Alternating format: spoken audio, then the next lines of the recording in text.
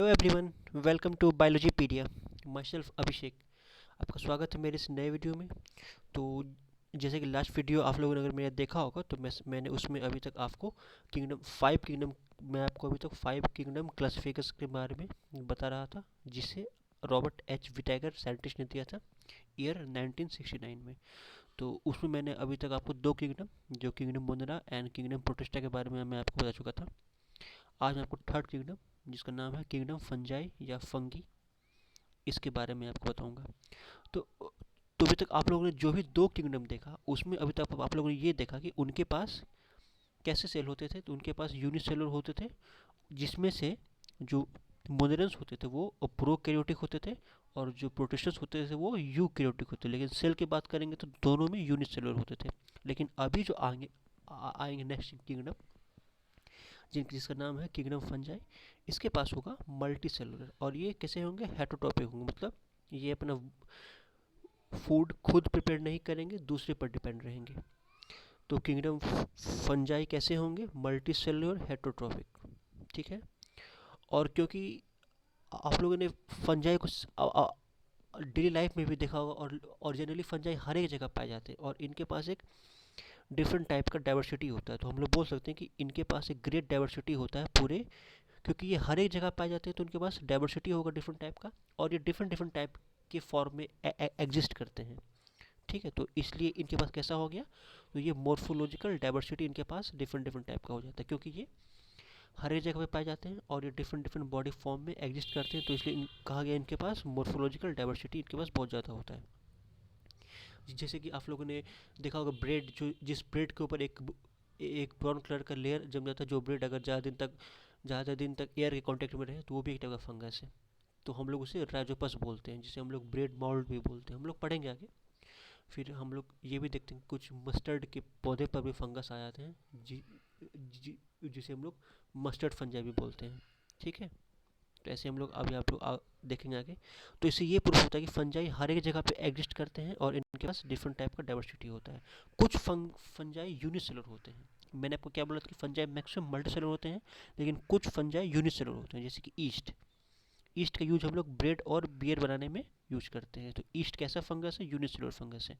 Question आता है आपसे कि ऐसा एक फंगस का नाम बोलिए जो यूनिसेलुलर होते हैं, तो वो कौन होते हैं? वो होते हैं ईस्ट। ठीक है। और कुछ फंगस भी होते हैं जो हमारे सोर्स ऑफ एंटीबायोटिक हैं, जैसे पेनिसिलियम। तो पेनिसिलियम क्या है? एक फंगस है। इसका हम लोग यूज कहाँ करते हैं? तो एंटीबायोटिक में यूज करते हैं इसके प्रिपरेशन का। ठीक है। और फंगस जो होते हैं वो कॉस्मोपोलिटियन होते हैं, मतलब ये हवा, पानी और ज़मीन हर एक जगह पर रह सकते हैं, इसलिए इनको बोला गया ये कॉस्मोपोलिटियन होते हैं। और ये जनरली वार्म और ह्यूमिड एरिया पर ही ग्रो करते हैं, जैसे कि जिस खानों को आप लोग ज़्यादा देर तक हवा में छोड़ दो वो यहाँ पे ग्रो करते हैं।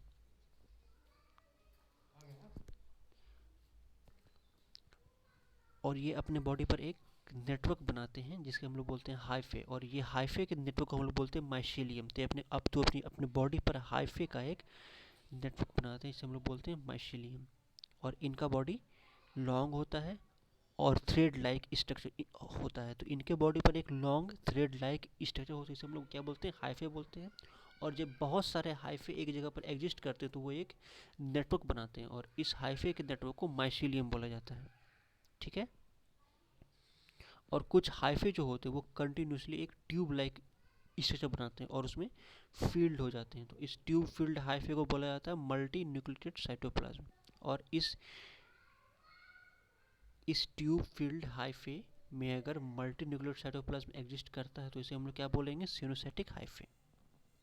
तो अभी तक हम लोगों ने ये पढ़ा कि फंगस के बॉडी पर अगर एक ट्यूब लाइक स्ट्रक्चर या फिर थ्रेड लाइक स्ट्रक्चर होता है तो हम लोग क्या बोलते हैं? हाइफे बोलते हैं। और ये बहुत सारे हाइफे एक नेटवर्क का रूप ले लेते हैं तो उसे हम लोग माइसीलियम बोलते हैं। किसी किसी केस में क्या होता है कि ये हाइफे के अंदर एक कंटिन्यूस ट्यूब लाइक स्ट्रक्चर होता है जिसमें हम लोग साइटोप्लाज्म का फिलिंग होता है। उस cytoplasm multinucleate filling tube filled hyphae को हम लोग सिनोसेटिक हाइफे बोलते हैं। ठीक है। मैक्सिमम फंगी कैसे होते हैं? हेटरोटॉपिक होते हैं, जिसमें से कुछ फंगस के अंदर सेप्रोफाइटिक नेचर भी होता है, जो मतलब डेड सब्सटेंस के ऊपर ग्रो करते हैं और वहाँ से अपना फूड लेते हैं। कुछ फंगस कैसे होते हैं? कुछ फंगस पैरासाइटिक होते हैं, जो प्लांट और एनिमल के बॉडी पर ग्रो करते हैं और वहाँ से फूड लेते हैं। और कुछ फंगस जो होते हैं सिम्बाइट्स के रूप में भी रहते हैं। सिम्बाइट्स मतलब हो गया दूसरे दूसरे के साथ मिलकर एक म्यूचुअल रिलेशनशिप बनाना, उसे बोला जाता है सिम्बायोसिस। तो ये फंगस जो होते हैं वो अलगी के साथ मिलकर एक नया सिम्बायोट बनाते हैं, जिसे हम लोग बोलते हैं लाइकेंस। तो लाइकेंस क्या है? Symbiotic relationship between fungus and algae, ठीक है। और यही लाइकेंस जो होते हैं वो पॉल्यूशन इंडिकेटर होते हैं, मतलब जिस एरिया में जितना कम पॉल्यूशन होगा वहाँ पर ही लाइकन ग्रो करेंगे, ठीक है। तो लाइकेंस क्या होते हैं? Mutual relationship between fungus and algae. अब बात करेंगे हम लोग रिप्रोडक्शन इन फंगस। तो रिप्रोडक्शन जो फंगस होता है वो एसेक्सुअल भी होता है और सेक्सुअल भी होता है और वेजिटेटिव भी होता है, ठीक है। तो मैंने क्या बोला आपके कि रिप्रोडक्शन जो फंगस के अंदर होता है वो एसेक्सुअल भी होता है, सेक्सुअल भी होता है और वेजिटेटिव भी होता है। तो हम लोग पहले बात करेंगे वेजिटेटिव का।